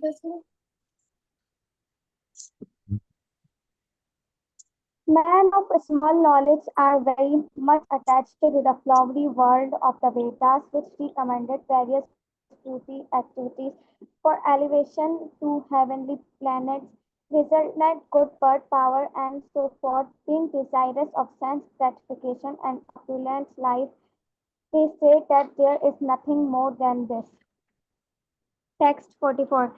In the mind of those who are too attached to sense enjoyment and material opulence, and who are bewildered by such things, and the result determination of devotional service to the Supreme Lord does not take place. Text 45. The Vedas deal mainly with the subject of the three modes of material nature. O Arjun, become transcendental to these three modes, be free from all dualities and from all anxieties for gain and safeties, and be established in the life. Text 46. All purpose served by a small well can at once be served by a great reservoir of water. Similarly, all the purpose of the Vedas can be served to one who knows the purpose behind them. Okay, thank you. Yeah, so you can see here that Krishna is talking about these people who are very materially attached. And it's interesting to note that the people described in these verses, especially 42 to 44, are also following the Vedas. But unfortunately, they're so blinded by their material desires that they can't understand the actual goal of the Vedas. And the goal of the Vedas that we are going to learn in 15:15, Krishna explicitly says that by all the Vedas, I am to be known. So the goal of the Vedas is to know God, to know Krishna, and to worship him. But unfortunately, people aren't very interested in God, right? They're more interested in the things that God can give them. And so they pray to God for material things, right? To cure their disease, to help them pass their exams, to make their business successful, or to make the person of their dreams fall in love with them, like that. So that's the kind of people that Krishna is talking about in text 45 or 40, well, the whole thing really, for people of small knowledge.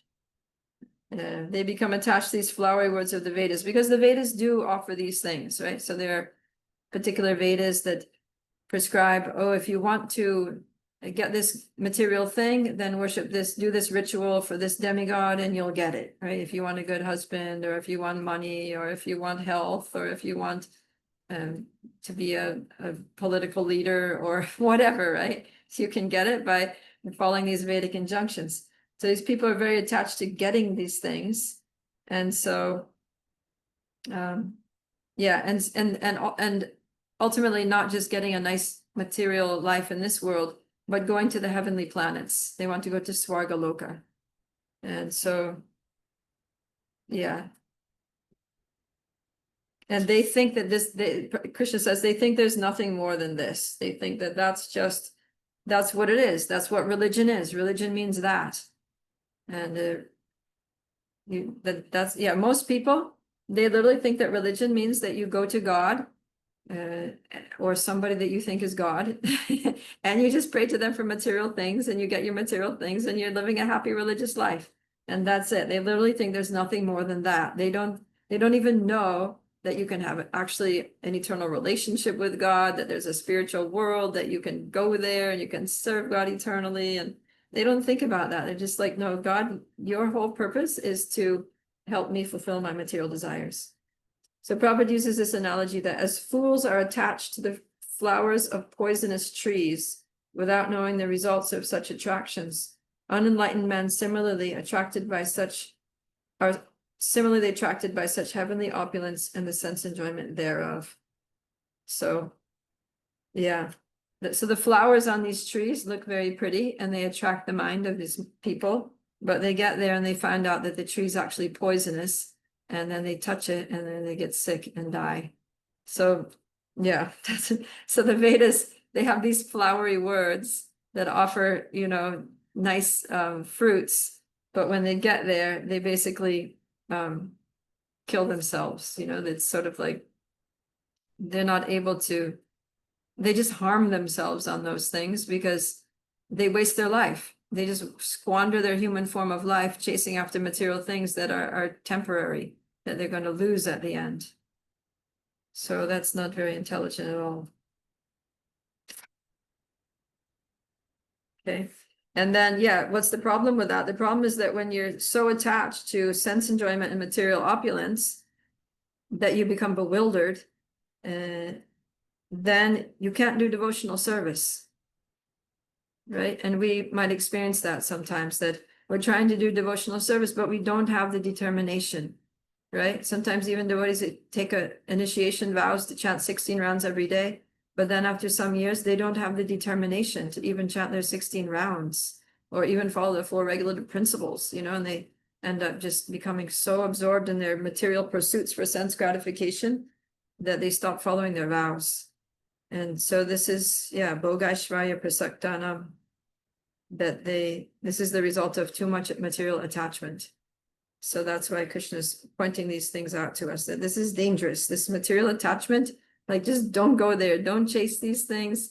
Don't put your mind on these things, because, yeah, if you do, you won't be able to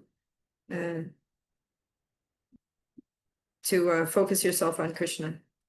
Yes, Shobha?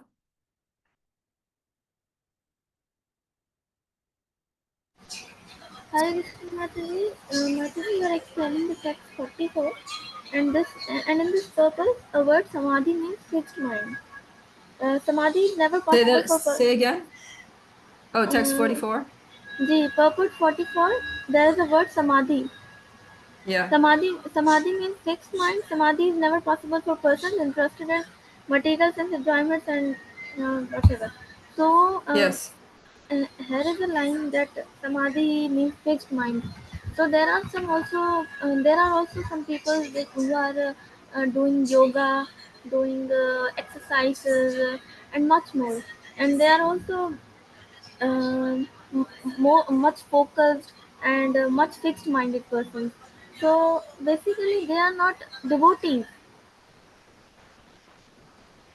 Then Yeah. how can we say that they are in also samadhi, but they are not devotees, but still they are very fixed minds. They are looking beautiful, and they are more focused than the devotees. Yeah, but the thing is, what are they focusing on? What is their mind fixed on? Because if they're not devotees, they're not fixing their mind on Krishna. Then they're just fixing it on themselves. Exactly, Right? They're but just fixed. they are also fixed minded, but they are focusing on material things. They are not devotees. Exactly. They are not worshiping Krishna. They are not pleasuring. They are not doing yoga for pleasuring Krishna. Yeah.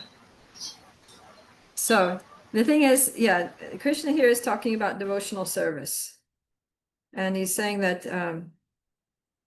yeah, because he's saying Vyavasayatmika buddhi samadona vidite. This is in the context of devotional service.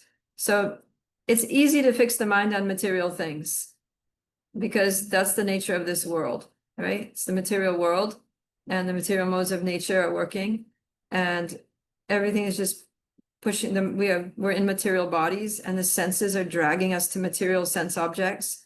So that's easy, right? That doesn't require a lot of work. It doesn't require much work at all. We just have to go with the flow, and we're going to be focused on sense objects, right? Like if you take a lusty person, you need to tell him to stop thinking about women and sex.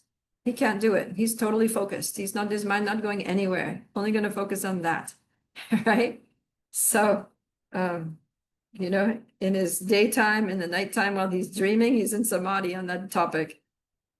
So that's easy. That's not what we're talking about. I'm not talking about, you know, samadhi on some material thing. He's talking about samadhi, which is actually the goal of yoga, right? Samadhi is a yoga word. So yama, niyama, asana, pranayama, pratyahara, dharana, dhyana, and samadhi. Samadhi is like the culmination of all these stages of yoga.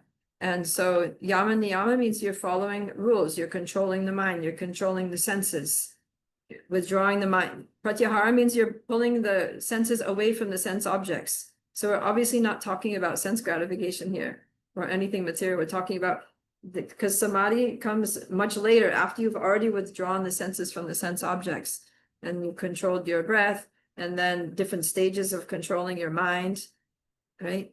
Dharana, dhyana, and then finally samadhi. So we're talking about samadhi on the Lord. That's difficult.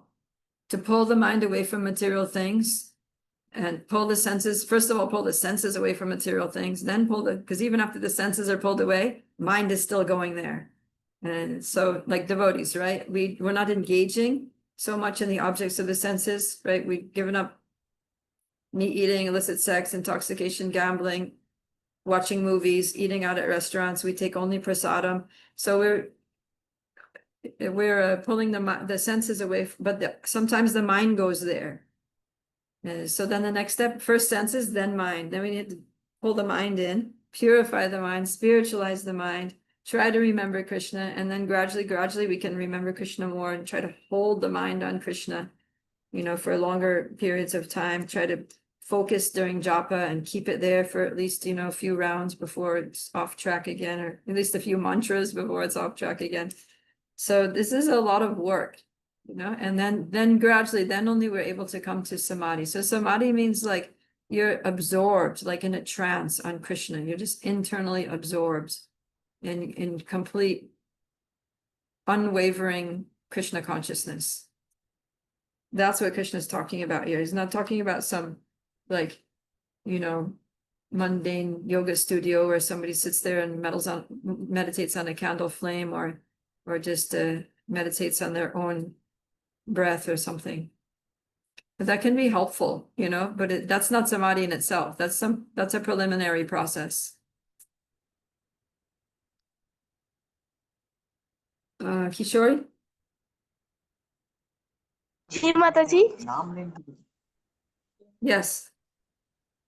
Mataji, my doubt is that Sri Krishna is saying in chapter 8 verses, Yam Yam Vapi Swaram Bhavam, that Krishna is saying that a person who remembers uni goes to that uni.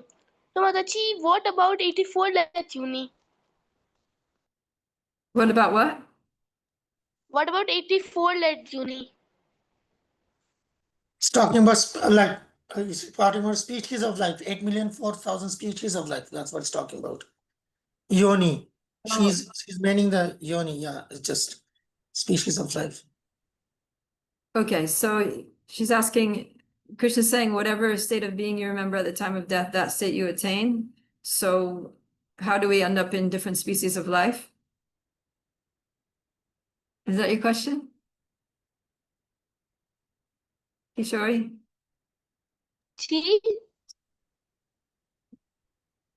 Is that the question? Yes, Mataji. Okay. Yes. So yeah, I mean it's just we end up in those species of life because we're meditating on, we might not be meditating on that particular, let's say someone becomes an animal, right? So it's not like you're meditating on a kangaroo, and then you leave your body and become a kangaroo. I mean, that can happen. Like we hear about how Bharat Maharaj, after he gave up his kingdom, he meditated on a deer and he became a deer. But so how does somebody become a kangaroo or a sloth or a, barracuda or a whatever, so many strange animals out there. Nobody's going to be meditating on, like a grasshopper or something like that. So how do you get to be one of those species? Is that it's not that you're particularly meditating on the form or the characteristics of those species, but you have certain, it's a combination of what you desire and what you deserve, right? So yeah, those pictures in the Bhagavad Gita that show that somebody who likes to sleep a lot, they just sleep all day and sleep all night, and their goal in life is to get more sleep, and they're happy only when they're in their bed under their blankets right? Then that person becomes a bear in the next life because bears sleep straight for 6 months. They go into hibernation. So it's not that at the time of death they're meditating on the bear, but they're just thinking, oh, I wish I could just sleep,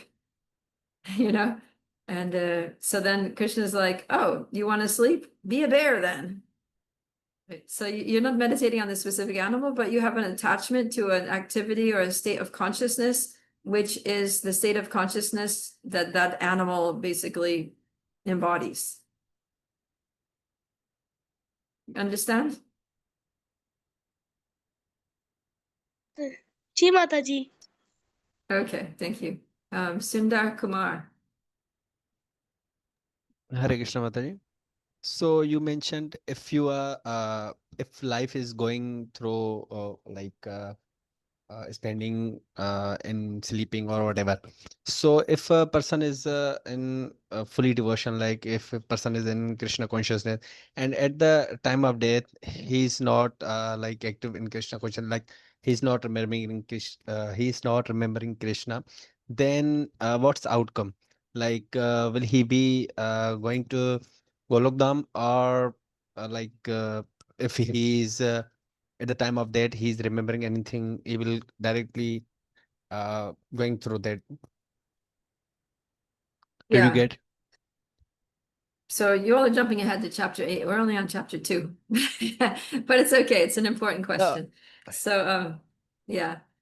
So the thing is, it depends, right? So if you've been practicing Krishna consciousness your whole life, you've been chanting 16 rounds a day for like 50 years and doing service and really, reading Krishna conscious books and hearing classes, and you've been doing everything, then at the time of death, if somehow you're not able to remember Krishna, maybe your consciousness is not clear, maybe you're unconscious, or maybe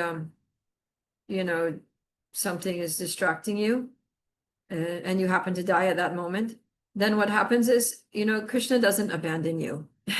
Krishna is not ungrateful. Oh, this person, they served me for the last 50 years, and then they just got distracted. They just remembered some, TV show from their childhood or something, and they left their body. So they're gonna have to go to that. No, Krishna's not like that. So he helps us, then Krishna actually, he makes an arrangement for us to remember him at the last minute, or he pops into our consciousness. He just jumps into our consciousness and makes us remember him. That's his loving reciprocation. Just So, like sorry for go interrupting. ahead. Just Go like ahead. Krishna has mentioned in Bhagavad Gita, I just remembered right now. Krishna has mentioned in Bhagavad Gita, like a person is devoted to me, but he's not completely devoted. So that in next birth, I gave him the facility, like I gave him opportunity to reach out to me fully. Yeah. So we can connect it. Yeah. Yeah. If it's the case that the person is not fully Krishna conscious, and that's why they can't remember Krishna at the time of death, then Krishna will be like, all right, this person made a lot of advancement. They still have a lot of other things on their mind. So let them take birth again, and they can work through those other things, purify themselves of those other desires, and free themselves of the attachments, and continue to make progress. So then they'll take birth in a devotee family, and they'll have a good start, and they'll be trained from a very young age in Krishna consciousness. And then they'll be able to, get all those other things out of their head and focus on Krishna in this next lifetime. So it's a journey, it may take some lifetimes. Krishna says, Bahunam janmanamante gyanavam mam prapadyate vasudeva sarvamiti samahatma sudurlabhaha. It's actually a very rare person. It takes sometimes many births to be able to come to this stage that Krishna is everything. Krishna is all I want to do is serve Krishna. We've been here for so many lifetimes, so we still have all these desires and misconceptions and attachments and, issues. Thank you, Mataji. Got it. Okay, so we started this section before we end the class. Let me just make sure that we covered everything that I wanted to cover here. Yeah. Okay, so we're talking about these people, these Veda Vadaratas, who are very attached to this material sections of the Vedas, which Krishna is saying is not very intelligent. And if you get too attached to these material things, then you're not going to be able to focus on Krishna. And then Krishna says in text 45 that, yeah, I know these processes are prescribed in the Vedas, but the Vedas deal mainly with the subject matter of the three modes of material nature.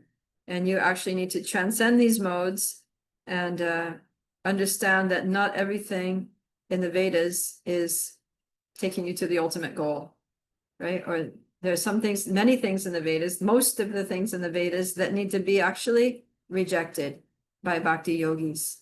And that's why Srila Vyasadeva wrote the Srimad Bhagavatam, right? After compiling the Vedas, he felt depressed. He was miserable. He was not happy at all. He was not satisfied. And then he was thinking, gosh, I did all this work. I compiled all the Vedas and this and that and the other thing, the Puranas and the Itihasas and the Mahabharata. And then Narada Muni came along and said, yeah, well, are you happy now that you misled people into sense gratification and made them think it's religious? Are you happy because you gave so much scope for people to think that impersonal merging into the Brahman effulgence is like the goal of life, is real ultimate in liberation? It's like, no wonder you're miserable. He was really happy with him. He's like, now what you need to do is you need to make the goal very clear, and you need to make the process very clear. And, you need to make a distinction between these cheating religions, which is all these, materialistic parts of the Vedas, and the real religion, which is bhakti, right? Savai pumsam paro dharmo yato bhakti adokshaje ahaitikya pratiyata yayatma suprasiditi. That the real occupation, the supreme dharma for all living beings, is bhakti yoga. And that is the only thing that's going to satisfy the self. And it has to be unmotivated and uninterrupted, and then the soul, the person can become completely satisfied. So then Srila Vyasadeva sat down, he prayed, he meditated, and he had a lot of realizations, and he wrote the Srimad Bhagavatam. So that is the transcendental literature. That's the Amala Purana. All other scriptures are actually in different degrees contaminated by the material modes of nature. Only Srimad Bhagavatam is transcendental from beginning to end. And so Krishna is basically saying that you need to transcend all these Vedas that are, mainly deal with the modes of nature, and you need to read Srimad Bhagavatam because it's the transcendent, it's the essence of the essence, the cream of the cream. It's everything that's transcendental of the Vedas, he extracted and he put there in Srimad Bhagavatam. And then he says that all the purposes of a small well can at once be served by a great reservoir of water. Similarly, all purpose of the Vedas can be served by one who knows the purpose behind them. So he's saying that if you just know the purpose of the Vedas is to know Krishna, and you know the process for knowing Krishna, which is bhakti. Krishna says, bhaktyamam abhijanati, and I can be known only through devotional service. And then we don't need to worry about all these other Vedas. Right? If you have a huge body of water, you don't need to go to any small wells or any little puddles or ponds. You have everything, you can do everything you need to do there. So we have bhakti, we have the Srimad Bhagavatam. Kim va para ishvar. What is the need for any other scripture? So like that. And then we can be very focused, right? Srila Prabhupada gave us, he said, if you just read these books, that Bhagavad Gita, Srimad Bhagavatam, Chaitanya Charitamrita, Nectar Devotion, you can go back to Godhead. You don't need to worry about Vedas and Rig Veda and Samaveda and Yajurveda. Like those or you're just going to be confused reading those. So just focus on the Bhakti Shastris. That's why it's good that you're doing Bhakti Shastri, because these books are they're really directing us towards the goal very clearly and how to achieve it.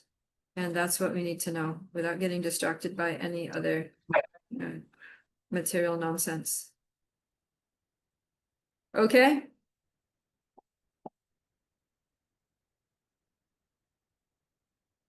But that said, these Vedas, they have a purpose, right? They're not complete Maya. They have a purpose.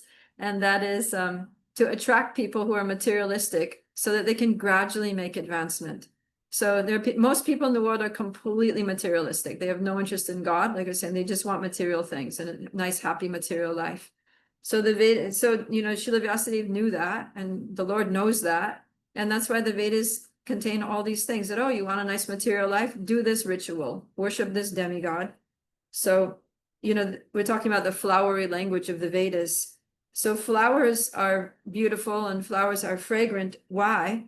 Because they're designed like that to attract the bees, right? The flowers are the colors and things to attract the bees to come so that the bees can pollinate them. And then the flowers can, you know, keep on living. So in the same way, this flowery language of the Vedas is meant to attract materialistic people so that they can gradually come under the shelter of the Vedic culture, the Vedic tradition, and make gradual advancement to Krishna consciousness. Because when they do those things and they get their material desires fulfilled by doing those rituals of the Vedas, then they get faith in the Vedas and then they stick to the Vedas. And then, you know, they interact with Brahmins and people who are teaching them the Vedas and priests who help them with the yagyas. And they gradually get purified and they learn more and they might meet a devotee, right? They're thinking, oh, I want a yagya done for my business, but they end up inviting an ISKCON devotee to come do their yagya. And then the ISKCON devotee is coming and doing like, you know, Hare Krishna mantra kirtan and prasadam distribution. And he reads a little bit from Bhagavad Gita and the person gets purified. And then he's like, oh, that devotee was so nice. Let me go and visit him again, or let me go to the temple and try to find him. And then, you know, gradually that person becomes a devotee. So these things are just, it's like bridge preaching, you know, it's like, it's materialistic, but it's meant to connect people indirectly to Krishna so that they can gradually cross the bridge and come over from the materialistic side to the side of Krishna consciousness. Okay. All right. I think we better stop there. We're like almost 15 minutes over time. All right. Thank you very much. So we will see you again next Monday, right? All right. Have a nice week. And Hare Krishna. Bhagavad Gita ki jai. Thank you Srila so much, Prabhupada Mataji. ki jai. Thank Hare you, Krishna. Thank Thank you, you. Mataji. Hare Krishna and Dandavat Hare Pranam. Thank Krishna. you so much. Hare Krishna. Hare Krishna. Hare Krishna. Hare Krishna Mataji. Hare There is an announcement to for all the students. We have a Oh. meeting tomorrow at the same time for only for students. So we have a meeting tomorrow at the same time because we are going to discuss regarding our exams. So please be on time. Okay. Thank you so much. Thank you so much, Okay. Mataji. Hare Thank you so Krishna. much. Hare Bye. Krishna. Haribo.